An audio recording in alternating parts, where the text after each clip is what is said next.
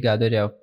Ariel, eu vi você falando que você foi, quando você foi lá para Israel para estudar, só antes da gente entrar no assunto em si, Sim. você foi, eu entendi que foi pela Opus Dei, Isso. eles que encaminharam você para lá, para... Eles me convidaram a ir para lá, né? Eu estudava História lá na UF, na Universidade Federal Fluminense, lá no Rio de Janeiro. Sim. Em Niterói, na verdade, do lado ali do Rio de Janeiro. E como eu estudava História e eu já fazia trabalhos dentro do Opus Dei, eles me convidaram a ir para lá, para Israel, porque eles estavam abrindo um centro em Haifa, tinha um centro em Jerusalém já, e estavam abrindo um centro na Galileia. E em Israel, a maior parte dos cristãos vivem na Galileia. Assim, as 3 maiores cidades que têm cristãos assim, em Israel, ou melhor, as 3 maiores populações cristãs em Israel estão em Nazaré, e a maior, em Shfa'amer, que é uma cidade que está entre Nazaré e a costa, e Haifa, que está no Monte Carmelo, na costa. Então tem uma linha assim, né? Você pode até juntar as 3 assim no mapa, elas são assim? uma linha reta. Dá meia hora cada uma de... uma hora Haifa para Nazaré, meia hora Nazaré ou Haifa para Shfa'amer, que é que está no meio. Então a obra estava abrindo um apostolado lá num centro do Opus Dei lá em Haifa. Precisava de ajuda, né? Na época eu era aspirante a numerário no Opus Dei, para quem conhece aí as nomenclaturas do Opus Dei. Que é basicamente eu estava discernindo minha vocação dentro do Opus Dei. Aí eu fui, porque eu já estudava História, né? Me convidaram e tal, eu fui. Aí fiz um ano de hebraico, quando eu aprendi o hebraico. Depois eu fiz uma espécie de Enem deles lá, que é o psicometri, que eles fazem. Eu fiz isso aí. Graças a Deus a redação pode ser em português, acredita?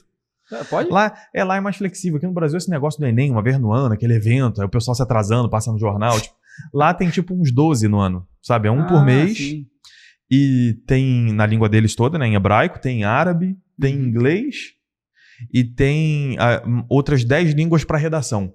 Porque lá tem muitos estrangeiros que vão para lá, né? Muitos judeus que passam a ser cidadãos de Israel e às vezes não sabem escrever hebraico ainda, né? Aí eu fiz esse negócio, depois fiz a faculdade de arqueologia. Aí, beleza. Fiz arqueologia, terminei, só que aí eu vi que era Quando eu terminei a arqueologia, eu cheguei a começar um mestrado lá, só que eu vi que era um negócio muito fechado em si mesmo, sabe? Tipo, sempre falando para as mesmas pessoas, para os mesmos professores ali e tal. Uma bolha? A academia é um pouco assim, né? O ambiente dentro das universidades. E eu senti que não era essa a minha vocação. Eu lembro até um dia que... Caramba. Teve um dia que a gente fez um trabalho muito legal. Sabe o Caminho de Santiago? Sim. Você tem agência de viagem, deve conhecer, né?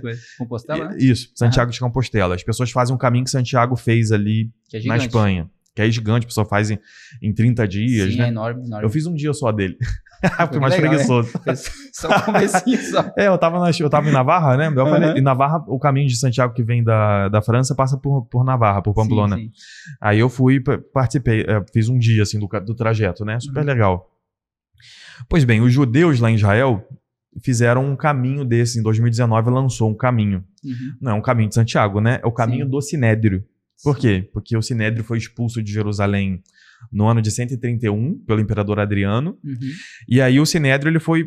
Na verdade, assim, desde o ano 70, né, quando é destruído o templo, os judeus, o Sinédrio começou a se mexer, não ficou só em Jerusalém. E ele se mexeu por várias cidades na Galileia. O que quer dizer se mexeu? Tipo, ele fez algumas reuniões, as reuniões que ele ia fazendo, cada hora era numa cidade. Então, a autoridade de antiguidade de Israel fez um caminho lá, que vai de Tiberíades até Bet-Yarim, que é uma cidade perto de Haifa. E aí, eu participei de um projeto que era para o lançamento desse caminho do Sinédrio para as escolas. Então, várias excursões de escolas lá iam passar a fazer todas as semanas esse caminho. Que lá a escola é um pouquinho diferente daqui também. Por exemplo, toda criança lá precisa fazer 2 semanas de escavação arqueológica para se formar na escola, acredita? Mas mesmo que não seja... Isso na escola normal? Escola normal, escola. Ensino médio. Caramba, aqui seria interessante, hein? Ter umas escavações aqui, hein? Porque aqui não tem que escavar, né? Não ia ter muito o que procurar, aqui tem que mandar asfaltar a rua, né? É um bom começo já. Mas é tipo a criança participar lá, entender a herança cultural que Israel tem, né? Esse é o motivo delas participarem. E uma dessas coisas é excursões também que eles têm. Atividades extracurriculares que são... É aí que tá, lá não é extracurricular, lá faz parte do currículo fazer isso. Então eles precisavam fazer... passou a ser um dos locais elegíveis para essas excursões que eles fazem e tudo mais. E aí eu participei do lançamento para as crianças. Então a gente fez um aplicativo que tinha... Cada lugar que eles passavam tinha um QR Code lá na pedra que eles podiam escanear para saber a história daquele lugar. E aí a gente achou alguns locais que tinha prensa de uva. Em Israel, o que você mais acha é prensa de uva. Uhum. Você sai da cidade, entra um pouquinho na mata, você acha... É que lá também tem esse conceito de cidades pequenas com mata em volta. Sim, Aqui sim. já não tem mais isso também, né? Só se for mais no interior. Por exemplo, lá a gente foi em São Miguel Arcanjo, tem bastante... É parecido... Israel é mais ou menos assim. Tem uma cidade grande, mas você vê o final da cidade, sabe? Sim, não é uma sim, cidade, sim. assim, gigantesca. Sem fim, né? Exatamente. Então, sempre que você vai para você sai um pouquinho da cidade, entra numa mata, assim, você acha uma prensa de uva. Uhum. Tinha muitas prensas de uva em Israel, era o maior produtor de vinho na época do Império Bizantino. Uhum. E aí, o que a gente fazia? Cobria de terra, as crianças vinham, falavam, vamos ver como é que é a arqueologia. Elas tinham que tirar a terra e descobrir a prensa de uva, explicava o que era a prensa de uva. Foi super legal, cansativo pra caramba, né? Sim, eu lembro que eu cheguei em casa, e aí eu falei com um amigo meu, né, que morava lá também, um espanhol, também estava estudando lá a história. Aí eu falei, hoje eu descobri qual é a minha vocação, que é estudar coisas que são complexas e tornar simples pra todo mundo entender.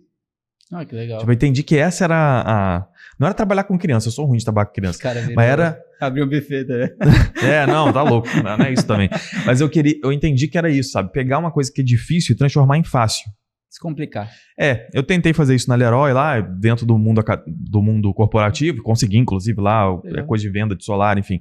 Só que ainda não era a minha coisa, né? Uhum. E aí foi com a internet que eu entendi isso. E eu faço uma cruzada na internet por isso, porque eu transito no meio acadêmico, assim, eu sei ler artigos, eu conheço um monte de professor acadêmico, né, tal. Sim. Só que eu não quero ser acadêmico. Assim, eu quero pegar o que eles produzem, que é de muita riqueza, e trazer para todo mundo. Trazer para uma linguagem que as pessoas entendam? Isso. E muitas vezes você vê gente que tem esse potencial acadêmico que critica a gente fazer vídeo de internet, a gente fazer debate e tal. Tem que fazer. Uhum. Que é o que faz a pessoa se interessar por esse material. Então eu estava até comentando com você agora antes da gente começar, sim, né? Sim. Que eu estava lendo as últimas escavações que saíram lá de Israel, eu estava lendo no Santo Sepulcro, né? Na igreja do Santo Sepulcro. Estava lendo lá. Pra quê? Pra sair um vídeo, deve sair amanhã lá no meu canal, falando da história da igreja do Santo Sepulcro. Assim, a minha vocação é essa, é pegar um negócio que tá lá no artigo científico, ninguém lê aquele negócio, aí transformar num vídeo de YouTube pra todo mundo ver. Tipo, porque eu mesmo não teria acesso a isso não, se você não tivesse colocado, né? E quando eu tenho sempre essa curiosidade, porque do nada, comecei a entrar no Instagram e você aparece em todo lugar. Né? Estou dormindo, aparece Ariel. Como assim? Debate Ariel, 25 contra 1 Ariel. Isso daí. Porque você trabalhava na Leroy. Como é que foi essa mudança, cara? Porque é uma reviravolta, né? Porque que bom que você faz algo que você ama, que é a sua vocação. Sim. Mas foi uma mudança, né? Foi mudança. Como é que foi isso, né? Primeiro, eu já ajudava na igreja, né? Então, na minha paróquia eu ajudava. Eu fazia o curso de perseverança Nossa Senhora do Brasil, lá em São Paulo. Muito famosa. Então. Que falam que é a paróquia mais fértil do Brasil, mas não é. A paróquia São Paulo Apóstolo, aqui em Santos, que é a paróquia mais fértil do Brasil. A competição é boa mesmo. Né? Vamos ver aí, no final do ano, vamos ver o censo das crianças nascidas nas paróquias. Esse que é uma disputa boa, hein? Quem dera todas as paróquias estivessem nesse nível. Pô, aí, né? Ia ser uma alegria, né? Seria bom. Eu fazia lá a perseverança de quem estava no grupo. Quem estava no grupo jovem. Aula de doutrina, né? Aula de catequese para quem já tinha catequese, basicamente isso que eu fazia lá. E a Bárbara me animou a fazer isso na internet também. Então eu comecei a fazer, no início é bem difícil, né? Porque você ainda tá meio... engessada, né? Você tá acostumado a dar uma palestra, e tudo queria ser uma palestra. Sim. Aí a Bárbara, ela trabalhava com marketing, né? E aí ela me falava, não, tem que ser vídeo de 1 minuto. Eu falei, como é que eu vou fazer vídeo de 1 minuto sobre missa? Difícil, sobre... Né? Sobre a escavação. Tá, aí ela foi trabalhando isso na minha cabeça, né? Eu fui publicando. E as pessoas também eu ia vendo, né? O feedback. Tipo, esse aqui cresceu, esse vídeo, esse aqui não. E aos pouquinhos eu fui aprendendo a deixar a coisa mais fácil da pessoa entender. Também a gente foi criando um funil também, vamos dizer assim. Então tem um videozinho lá que é legal, tal, engraçado, sei lá o que e tal. Só que aí tem os stories que são mais profundos. E aí tem o YouTube que é mais aprofundado. Mais aprofundado ainda.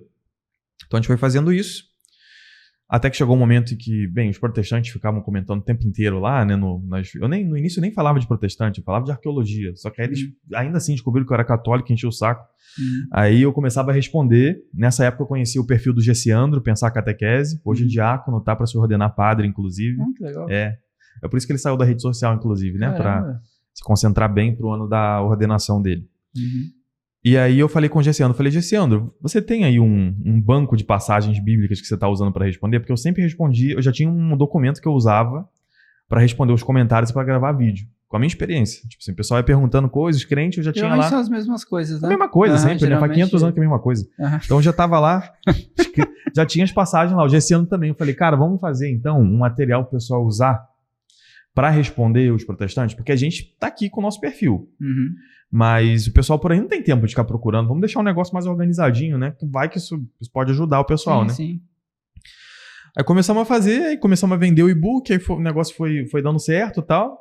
Até que chegou um momento em que eu entendi que, vai chegar um momento em que talvez valha a pena eu sair do meu emprego para ficar só fazendo isso aqui. Porque se dedicando 10 minutos por dia, o negócio estava começando a funcionar, mas se você dedicasse o tempo todo, né? Sim. Aí eu poderia voltar a estudar com mais profundidade, fazer lives mais profundas, né? Preparar material mais profundo, fazer planos de longo prazo, catequético, né? Enfim, coisas que não dava pra fazer enquanto eu tava com aquilo ali. Enquanto eu tava na Leroy também, pra mim, a minha prioridade era Leroy, no momento de trabalho. Então, sim, é verdade. E era até difícil, porque eu tinha um cargo lá que não tinha horário. Então era isso mais é bom complicado. E ruim, né? Porque se fosse o horário certinho, você ainda podia dizer, não, acabei meu horário, tchau. Acabou, tchau. Eu não tinha isso aí, eu tinha que fazer a coisa acontecer. Caramba. Então eu ainda tinha essa dificuldade. Mas enfim, sempre foi minha prioridade lá. Até que nasceu minha filha, e aí eu fiquei um mês fora de licença, né? Depois que nasce a criança, né? Tem quanto tempo é de licença? Porque na Leroy eles dão uma estendida ainda. Cara, pela lei hoje, eu acho que pro homem são, 6 dias. 6 dias, né? Mas vai aumentar a Leroy agora. dá mais 20. Pô, aí, homens que querem ter filhos, vão pra Leroy, entregue seu currículo lá, ficar um mês em casa, se tiver muitos filhos, né? Empresa boa, é muito boa mesmo. Não, aí eu fiquei esse período fora, né? E nesse período eu fui vendo, né? Pensando na vida também. Nasce seu filho também. Eu acho que você repensa muito sua vocação, sua vida, né? É um marco, assim, muito forte na vida, né? O casamento, em primeiro lugar, e o nascimento do filho. Sabe? Faz você repensar as coisas todas, né? Ver pra onde você tá levando a vida, faz você pensar na sua vocação. E as pessoas pensam que é só... Quem tem filho sabe aí, né? As pessoas pensam que é só no seu caráter de pai e filho. Assim, eu tenho que ser um pai agora. Não, você pensa tudo. Porque você vê a sua vida avançou. Você não é mais jovem agora, você é velho, você tem filho. Não dá pra... Já passou da juventude, agora é a hora que você é adulto mesmo. Sabe? Eu senti isso depois que eu casei, mas especialmente depois que nasceu a Anastácia, minha filha. E que vem muitos outros aí. Mas enfim. Mais 10 aí. Então eu comecei a pensar mais assim na vida, né? E aí eu também entendi que se eu não fizesse uma mudança naquele momento, talvez eu nunca mais fizesse. Eu tive essa sensação, assim, de que essa era a janela que eu tinha. Eu tenho 29 anos, vou fazer 30 agora. Então eu entendi que a janela de fazer isso era agora. São oportunidades, né? Porque se ela passar, talvez não vá voltar ali, né? Por exemplo, pode abrir outra, mas beleza. Se eu saísse e desse errado, tipo, minha família começa a passar fome, sei lá, alguma coisa assim, eu ainda tinha como voltar pro mercado. Sim, porque eu tinha 30 anos de idade, daria pra fazer isso, né? Se eu deixasse pra... Eu via que o meu apostolado não ia crescer se eu continuasse trabalhando full time numa empresa. Eu via que isso ia acabar acontecendo. Se eu saísse, ele podia crescer. Então eu pensei, cara, quando eu tiver meus 60 anos, eu vou olhar pra trás e vou pensar, pô, se eu tivesse saído naquela ano, será que daria certo? Eu vou ficar com essa dúvida a vida inteira.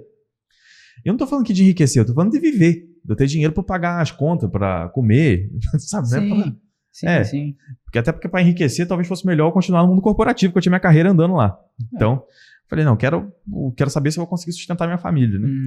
E aí, um ato de loucura, eu saí, né? Meu sogro tá aqui, inclusive, aqui nos bastidores, ele deve ter me achado louco quando eu saí do emprego, né? Deve ter ficado, meu Deus do céu, minha filha foi se meter. O que eu fui fazer? Largar minha pequena com esse homem?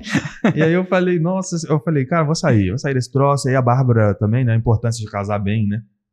E ela foi que me animou a começar a gravar pra internet. Foi ela que me animou pra sair. Ela animou, ela falou, tem que sair mesmo agora. Não é pra voltar pra Leroy agora é pra você sair. Pra fazer esse negócio acontecer. E a mulher em Deus, cara, quando ela bate numa tecla ali, ó. Essa mulher aqui, minha noiva também tá aqui atrás, ó. Tudo que ela fala acontece. Eu nem discordo mais. A mulher, ela tem uma graça especial no casamento de dar intuições pro homem. A gente não é intuitivo, né? O homem, ele é muito quadriculado, vamos dizer assim. A gente é matemático, sei lá o que e tal. Não tô dizendo que não tem mulheres que tenham essas características, mas eu digo que o próprio da mulher é ela entender coisas antes de conseguir explicar. Olha aí, ó. Ela não é. Você já sabe. Ela olha e já entendeu tudo. Ela é, ó. Ela tá olhando pra mim aqui. Eu já lembrei de umas 3 coisas que ela tá gravando. Tá gravando pra mostrar de novo pra ela. Eu vou gravar e te mostrar. Então a mulher, ela tem um conhecimento intuitivo. Uhum. Então a Bárbara já entendia que ia dar certo. Aí eu ficava pensando, talvez é porque é minha esposa também, né? Graças a Deus. Aí ela acha que tudo que eu faço é legal. mas enfim, eu saí. Aí você fala assim, né? Deus vai ajudar. Deus vai manter o negócio, Sim. né? Aí no outro mês, depois disso, foi o pior mês de venda do e-book lá que eu tive. Putz, cara. Deve ter batido uma insegurança, né, cara? Deu 20% do que eu tirava na Leroy. Putz. E ainda dividia por 2 ainda com meu sócio. Caraca, aí lascou. Que é o que cuida da parte, né, técnica e tudo mais, que eu não entendo nada desse negócio também. Aí eu falei, cara, ferrou, né? Mas aí é o que é bom. Como eu tava livre, eu acho que isso vai ser legal até pra quem tá numa situação como essa agora, né? Como eu tava com um tempo livre pra me dedicar 100% pra isso, e outra, não é só o tempo, a sua cabeça tá livre também. Pra pensar nas coisas. Porque quando você trabalha em alguma coisa lá, 10 horas no dia, 8 horas no dia, a sua energia também, né, mental, não sei como é que chama isso, né? Agora tô parecendo coach, energia mental. Agora, daqui a pouco vai sair, não dou 5 minutos pra sair um curso daqui. Mas, digo, a sua cabeça, né, ela fica a sua mente fica naquele negócio, resolvendo o problema do trabalho. O subconsciente, ele fica pensando naquilo, né, eu acho, né? Aí depois você não tem ideia, você gastou já a sua criatividade com outra coisa. Aí de noite você vai conseguir pensar. Não dá. Você vai dormir. Mas como eu tava só pensando naquilo, né? Deu pra ter muitas outras ideias, pensar que poderia ser feito diferente, né? Foi quando eu topei fazer o primeiro debate que eu fiz com um professor lá, o Lucas Gesta, tal, né? Sobre solo escritura. Graças a esse tempo livre, né? Eu consegui marcar essas outras coisas e tal, aí foi tudo dando certo, graças a Deus, né?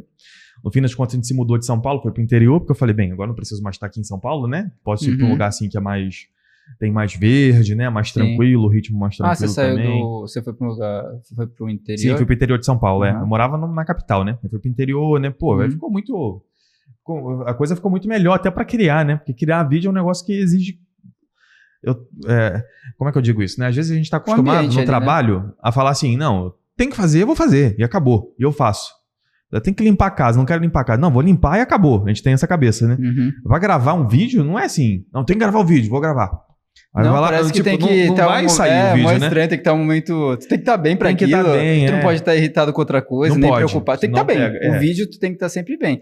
E aí agora tu chegou, tá com 29, né? Isso. Com 29 você chegou no ápice do seu apostolado vindo no Leão Podcast, que aqui é o ápice. Você chegou aqui, ó.